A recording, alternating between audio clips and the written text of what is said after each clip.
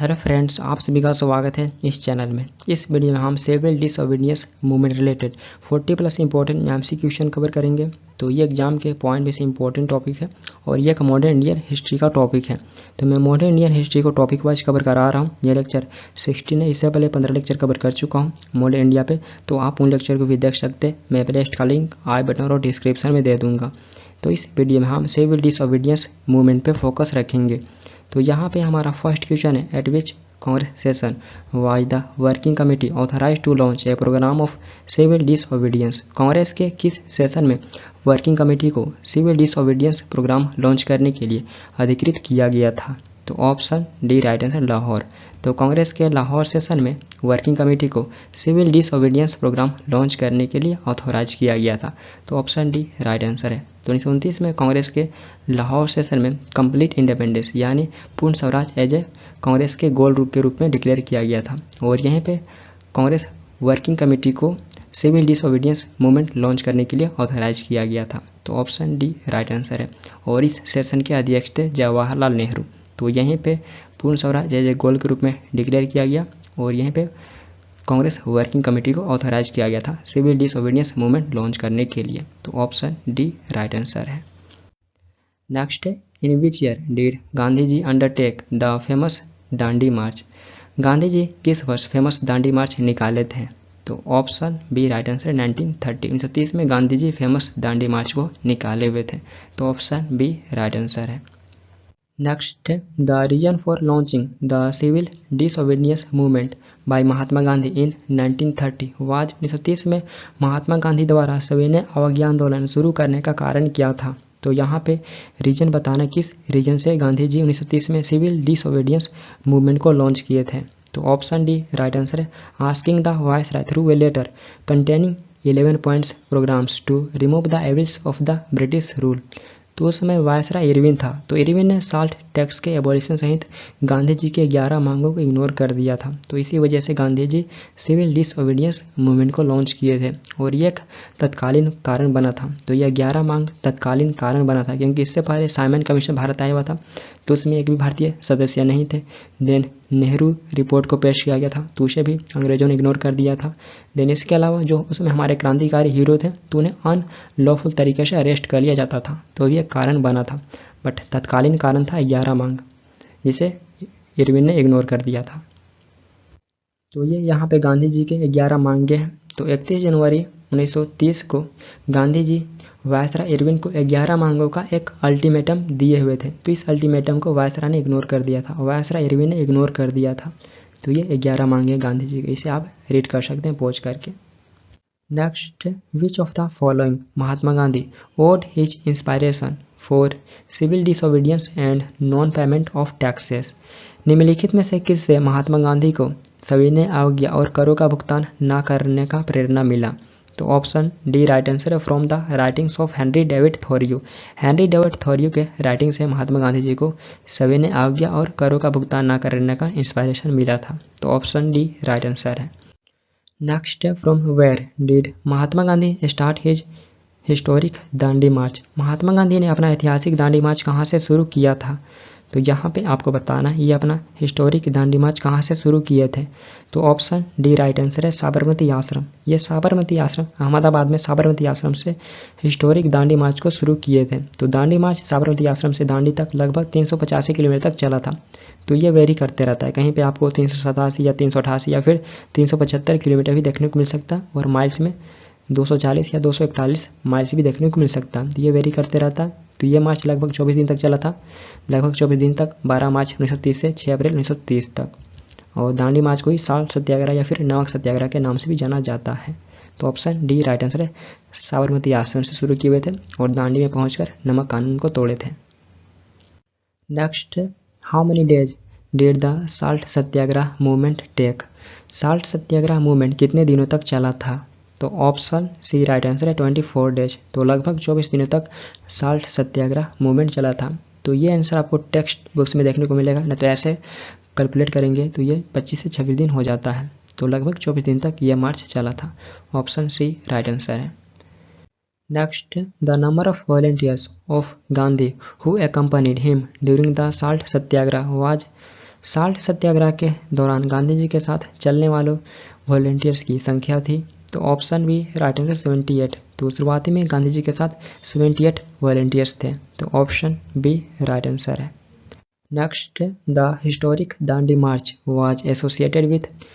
Historic Dandi march किससे जुड़ा था? तो ऑप्शन सी राइट आंसर है, वायलेशन ऑफ साल्ट लॉ। नमक कानून के उल्लंघन से हिस्टोरिक दांडी मार्च एसोसिएटेड था। तो ऑप्शन सी राइट आंसर है, violation of salt law. Next, which one of the following movements started from Dandi March. निम्नलिखित में से कौन सा आंदोलन दांडी मार्च से शुरू हुआ था? तो ऑप्शन सी राइट आंसर है, सिविल डिसओबीडियंस मूवमेंट। दांडी मार्च से सिविल डिसओबीडियंस मूवमेंट शुरू हुआ था। तो गांधी जी साबरमती आश्रम से शुरू किए हुए थे और दांडी में पहुंचकर मुट्ठी भर नमक बनाकर सिविल डिसओबीडियंस मूवमेंट को शुरू किए हुए थे। तो ऑप्शन सी राइट आंसर है। Next, what was the main cause of civil disobedience movement in 1930। 1930 में सिविल डिसओबीडियंस मूवमेंट का मेन कॉज क्या था? तो यहाँ पे मेन कॉज बताना, मेन कॉज क्या था। तो ऑप्शन डी राइट आंसर है, protest against British monopoly on salt. तो नमक पर जो अंग्रेजों का मोनोपोली था तो उसके अगेंस्ट में एक प्रोटेस्ट था। तो ऑप्शन डी राइट आंसर है। Next, which major event of Indian history is also known as white following river. भारतीय इतिहास की किस प्रमुख घटना को सफ़ेद बहती नदी के नाम से भी जाना जाता है? तो ऑप्शन ए राइट आंसर है, साल्ट सत्याग्रह। साल्ट सत्याग्रह को सफ़ेद बहती नदी के नाम से भी जाना जाता है। तो क्यों जाना जाता है? क्योंकि इस जुलूस में सभी लोग व्हाइट खादी पहनकर शामिल हो रहे थे। इस मार्च में सभी लोग व्हाइट खादी पहनकर शामिल हो रहे थे, तो इसलिए इसे व्हाइट फॉलोइंग रिवर, सफ़ेद बहती नदी भी कहा गया। तो इम्पोर्टेंट है इस मार्च को साल्ट सत्याग्रह, साल्ट मार्च, दांडी मार्च, नमक सत्याग्रह और व्हाइट फॉलोइंग रिवर, तो बहुत सारे नामों से जाना जाता है। Next, who gave speeches attacking the salt tax as inhuman and the salt satyagraha as a poor man's struggle. नमक कर को अमानवीय और नमक सत्याग्रह को गरीब आदमी का संघर्ष बताकर हमला करने वाला भाषण किसने दिया? तो ऑप्शन ए राइट आंसर है, गांधी जी। तो ये स्पीच गांधी जी दिए हुए थे। तो ऑप्शन ए राइट आंसर है। Next, who was the viceroy of India during the civil disobedience movement. Civil disobedience movement के दौरान वायसराय कौन था? तो option A right answer, Irwin. तो इरविन इस समय वायसराय था। तो ऑप्शन ए राइट आंसर है। Next, the date of 6 April 1930 is known in Indian history for. भारतीय इतिहास में 6 अप्रैल 1930 के तारीख को किस लिए जानते हैं? तो ऑप्शन डी राइट आंसर है, गांधी जी इस दिन अंग्रेजों के द्वारा लगाए गए नमक कानून को तोड़े हुए थे। तो ऑप्शन डी राइट आंसर है। Next, on which day did Gandhi ji break the salt law at Dandi shore. Dandi तट पर गांधी जी ने किस दिन नमक कानून तोड़ा था? तो option A right answer, 6 April 1930। 6 April 1930 को गांधी जी दांडी तट पर नमक कानून को तोड़े हुए थे। तो ऑप्शन ए राइट आंसर है। Next, who led the salt Satyagraha movement with Mahatma Gandhi. Mahatma Gandhi के साथ साल्ट सत्याग्रह मूवमेंट का नेतृत्व किसने किया? तो ऑप्शन बी राइट आंसर है, सरोजिनी नायडू। सरोजिनी नायडू जी महात्मा गांधी के साथ में साल्ट सत्याग्रह मूवमेंट का नेतृत्व की थी। तो ऑप्शन बी राइट आंसर है, Sarojini Naidu. Next, which among the following was not an objective of the Dandi March. निम्नलिखित में से कौन सा दांडी मार्च का उद्देश्य नहीं था? तो यहाँ पे आपको बताना है ऑप्शन में से कौन सा दांडी मार्च का ऑब्जेक्टिव नहीं था। तो option C, gaining dominion status. तो ये ऑब्जेक्टिव नहीं रह गया था, क्योंकि ये ऑब्जेक्टिव 1929 में कांग्रेस के लाहौर सेशन से पहले था, तो ये ऑब्जेक्टिव नहीं रह गया था। देन इसके अलावा नमक कानून तोड़ना, पूर्ण स्वराज अटेन करना, ये ऑब्जेक्टिव था। लोगों में विश्वास, एकता और विवेक पैदा करना, ये भी ऑब्जेक्टिव था, बट ऑब्जेक्टिव सी नहीं था। तो ऑप्शन सी राइट आंसर है। Next, which national movement witnessed participation of women on a large scale for the first time. किस नेशनल मूवमेंट में पहली बार बड़े पैमाने पर महिलाओं की भागीदारी देखी गई थी? तो ऑप्शन डी राइट आंसर है, civil disobedience movement. Civil disobedience movement में पहली बार लार्ज स्केल पर महिलाओं की भागीदारी देखी गई थी। तो ऑप्शन डी राइट आंसर है। Next, although women participated in large numbers during the civil disobedience movement they were not given. हालांकि सविनय अवज्ञा आंदोलन के दौरान महिलाओं ने बड़ी संख्या में भाग लिया, लेकिन उन्हें ज्ञान नहीं दिया गया। तो option C right answer important positions, तो उन्हें इंपॉर्टेंट पोजीशन नहीं दिया गया था, तो ऑप्शन सी राइट आंसर है। Next, Acharya Vinoba Bhave was arrested for the first time for taking part in. Acharya Vinoba Bhave को पहली बार इनमें से किस में भाग लेने के लिए गिरफ्तार किया गया था, तो ऑप्शन डी राइट आंसर है सिविल डिसओबीडियंस मूवमेंट, तो इन्हें सिविल डिसओबीडियंस मूवमेंट में पार्टिसिपेट करने के लिए गिरफ्तार किया गया था। देन इसके अलावा इनके बारे में कुछ और फैक्ट जान लें, तो ये इंडिविजुअल सत्याग्रह शुरू करने वाले पहले व्यक्ति थे। ये इंडिविजुअल सत्याग्रह को शुरू करने वाले पहले व्यक्ति थे। इनके द्वारा जय जगत का नारा भी दिया गया था। ये भूदान मूवमेंट भी शुरू किए हुए थे, ये भूदान मूवमेंट को शुरू किए हुए थे। इन्हें भारत सरकार के द्वारा 1983 में भारत रत्न से भी सम्मानित किया गया। इन्हें मरणोपरांत भारत रत्न दिया गया था और इन 1958 में रेमन मैग्सेसे अवार्ड भी दिया गया था। ये रेमन मैग्सेसे अवार्ड पाने वाले पहले व्यक्ति थे कम्युनिटी लीडरशिप के फील्ड में। तो ये कम्युनिटी लीडरशिप के फील्ड में रेमन मैग्सेसे अवार्ड पाने वाले पहले व्यक्ति थे और ये इंडियन थे। तो ये पहले इंडियन भी बने, पहले एशियन भी बने थे रेमन मैग्सेसे अवार्ड पाने वाले 1958 में। तो ये भी इंपॉर्टेंट फैक्ट है। Next, who among the following organised a march on the Tanjore coast to break the salt law in April 1930। निम्नलिखित में से किसने अप्रैल 1930 में नमक कानून तोड़ने के लिए तंजौर तट पर मार्च का आयोजन किया, तो option D right answer C Rajagopalachari. तो ये सी राजगोपालाचारी थे जो अप्रैल 1930 में नमक कानून तोड़ने के लिए तंजौर कोस्ट पर मार्च का आयोजन किए थे, तो option D right answer C Rajagopalachari. Next, where did C Rajagopalachari led the salt Satyagraha movement in 1930। C Rajagopalachari 1930 में साल्ट सत्याग्रह मूवमेंट का नेतृत्व कहाँ किए थे, तो यहाँ पे आपको बताना ये कहाँ पे साल्ट सत्याग्रह मूवमेंट का नेतृत्व किए थे, तो ऑप्शन डी राइट आंसर है वेदरअन्यम। ये वेदरअन्यम में साल्ट सत्याग्रह मूवमेंट का नेतृत्व किए थे। तो यह मूवमेंट 13 अप्रैल 1930 को त्रिचिन्नपल्ली से शुरू हुआ था, जो लगभग 240 किलोमीटर तक ईस्ट में तंजौर डिस्ट्रिक्ट के एक स्मॉल कोस्टल टाउन वेदरअन्यम तक गया था और सी राजगोपालाचारी वेदरअन्यम में ही पहुंचकर नमक कानून को तोड़े हुए थे। तो जिस प्रकार महात्मा गांधी दांडी में पहुंचकर तोड़े थे नमक कानून को, तो उसी प्रकार सी राजगोपालाचारी वेदरअन्यम में कानून को तोड़े हुए थे। तो ये प्लेस इंपॉर्टेंट है, पूछे जा सकते हैं ये कहाँ पे नमक कानून को तोड़े हुए थे, तो वेदरअन्यम में तोड़े हुए थे। देन इसके अलावा ये भी पूछे जाते हैं ये किस स्टेट में नमक कानून का नेतृत्व किए थे, यह साल्ट सत्याग्रह मूवमेंट का किस स्टेट में नेतृत्व किए थे, तो ये तमिलनाडु में किए हुए थे सी राजगोपालाचारी। आपको प्रेजेंट ये प्लेस तमिलनाडु में देखने को मिलेगा। Next, the name of the foreign journalist who reported about Satyagraha at Dharasana salt works was. Dharasana नमक कारखाना में सत्याग्रह की रिपोर्टिंग करने वाले विदेशी पत्रकार का नाम क्या था, तो option B right answer Webb Miller. तो ये एक अमेरिकन जर्नलिस्ट थे, तो ये धरसाना साल्ट वर्क्स में सत्याग्रह का रिपोर्टिंग किए हुए थे, तो ऑप्शन बी राइट आंसर है। Next, when Mahatma Gandhi was arrested who among the following took over the leadership of salt satyagraha. जब महात्मा गांधी को गिरफ्तार किया गया तो निम्नलिखित में से किसने साल्ट सत्याग्रह का नेतृत्व संभाला, तो option A right answer Abbas Tyabji. तो ये अब्बास तैयब जी थे जो महात्मा गांधी के अरेस्ट होने के बाद साल्ट सत्याग्रह के लीडरशिप को संभाले हुए थे, तो ऑप्शन ए राइट आंसर है। Next, who led civil disobedience movement from Munger district in Bihar. Bihar के मुंगेर डिस्ट्रिक्ट से सिविल डिसओबीडियंस मूवमेंट का नेतृत्व किसने किया, तो ऑप्शन बी राइट आंसर है श्री कृष्ण सिन्हा। तो ये श्री कृष्ण सिन्हा थे जो बिहार के मुंगेर डिस्ट्रिक्ट से नेतृत्व किए हुए थे, तो ऑप्शन बी राइट आंसर है Shri Krishna Sinha. Next, in Bihar salt satyagraha was not possible, so what movement did people start in Bihar while salt satyagraha was organized in other parts of India।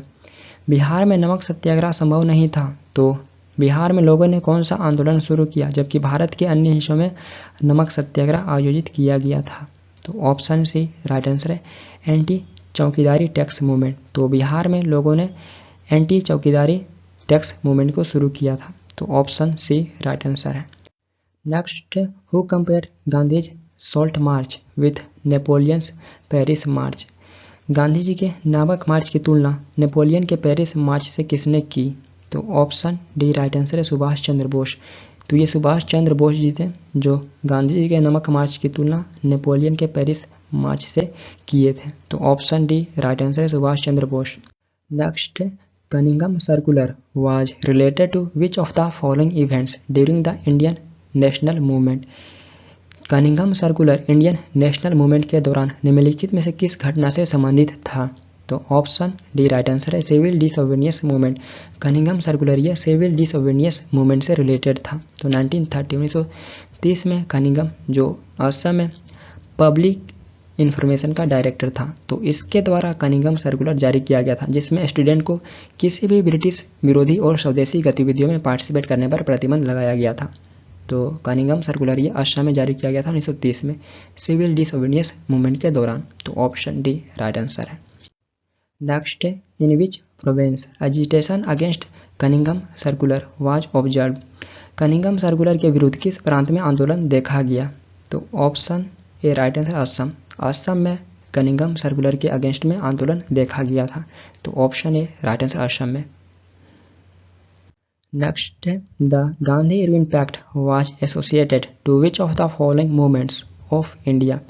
Gandhi Irwin pact Bharat के निम्नलिखित में से किस आंदोलन से संबंधित था। तो ऑप्शन डी राइट आंसर है civil disobedience. Gandhi Irwin pact यह सिविल डिसओबीडियंस मूवमेंट से रिलेटेड था। तो यह पैक्ट महात्मा गांधी और उस समय के वायसराय इरविन के बीच में हुआ था और यह पैक्ट 5 मार्च 1931 को साइन किया गया था। तो यह पैक्ट 5 मार्च 1931 को साइन किया गया था और गांधी इरविन पैक्ट के अनुसार Gandhi ji civil disobedience movement को डिसकंटिन्यू किए हुए थे, ये यहीं पे रोके हुए थे और सेकेंड राउंड टेबल कॉन्फ्रेंस को अटेंड करने के लिए एग्री हो गए थे। तो यहाँ पे इंपॉर्टेंट पॉइंट है, ये सिविल डिसओबीडियंस मूवमेंट को बंद नहीं किए हुए थे, सिर्फ डिसकंटिन्यू रोके हुए थे और सेकेंड राउंड टेबल कॉन्फ्रेंस को अटेंड करने के लिए एग्री हुए थे गांधी इरविन पैक्ट के अनुसार।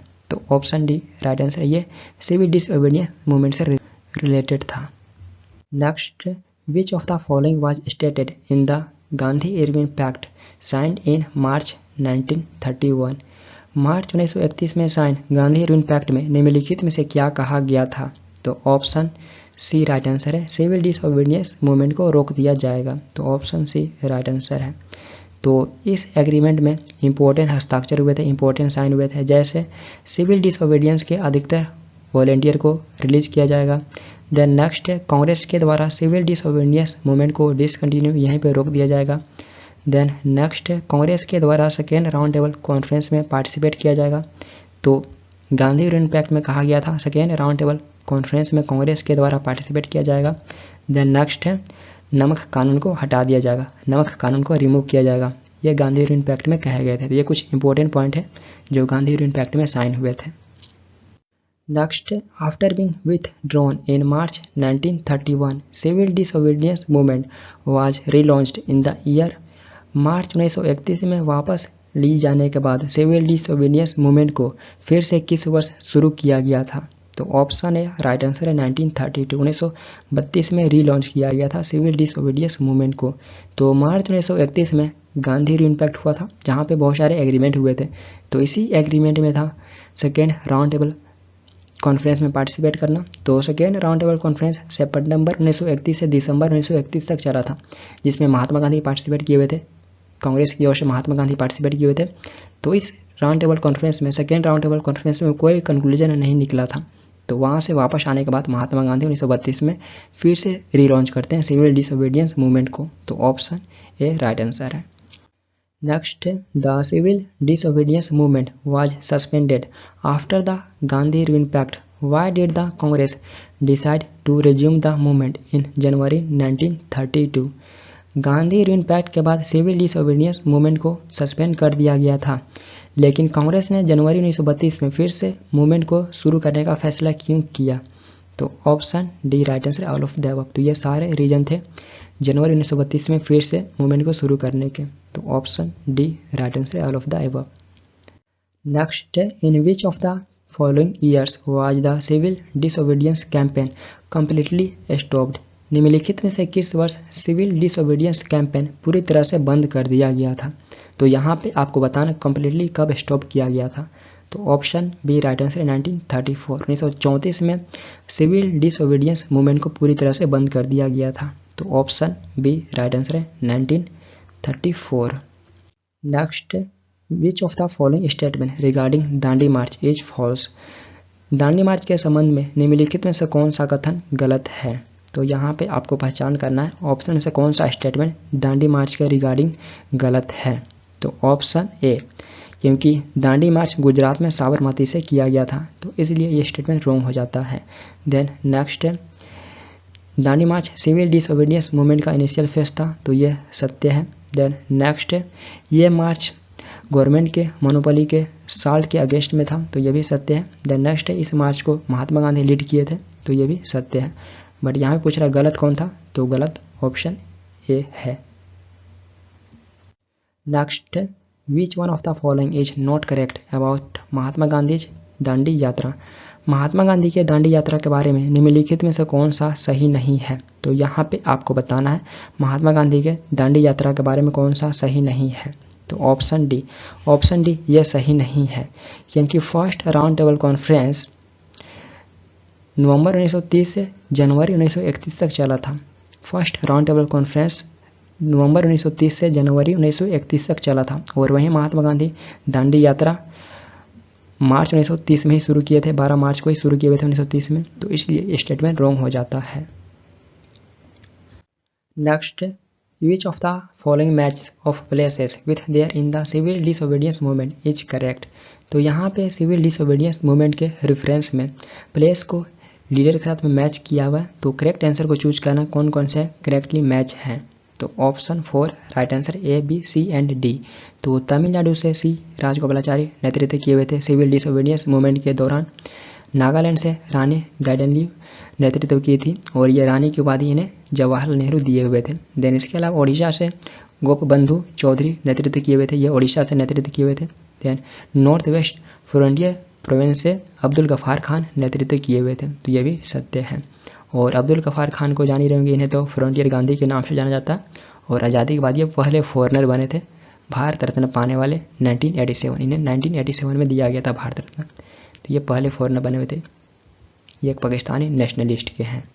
तो ये नॉर्थ वेस्ट फ्रंटियर से सिविल डिसओबीडियंस मूवमेंट के दौरान नेतृत्व किए थे, तो ऑप्शन 4 राइट आंसर है। Next, which was the first civil disobedience movement in India. Bharat में पहला सविनय अवज्ञा आंदोलन कौन सा था। तो इसका आंसर आपको कमेंट बॉक्स में लिखना है, भारत में पहला सिविल डिसओबीडियंस मूवमेंट कौन सा था। तो इसका आंसर आपको कमेंट बॉक्स में लिखना है। तो ये हमारा लास्ट क्वेश्चन था। तो इस वीडियो में हम सिविल डिसओबीडियंस मूवमेंट से रिलेटेड 40+ इंपॉर्टेंट क्वेश्चन कवर करने की कोशिश किए। तो उम्मीद है ये वीडियो आप सभी के लिए इंपॉर्टेंट रहा होगा। यदि इंपॉर्टेंट रहा तो आप अपना फीडबैक दे सकते हैं, इस वीडियो को लाइक कमेंट एंड शेयर कर सकते हैं और इस चैनल को भी सब्सक्राइब कर सकते हैं फॉर मोर वीडियोज। तो फिर मिलते हैं हम नेक्स्ट वीडियो के साथ। Thank you for watching this video. Thank you.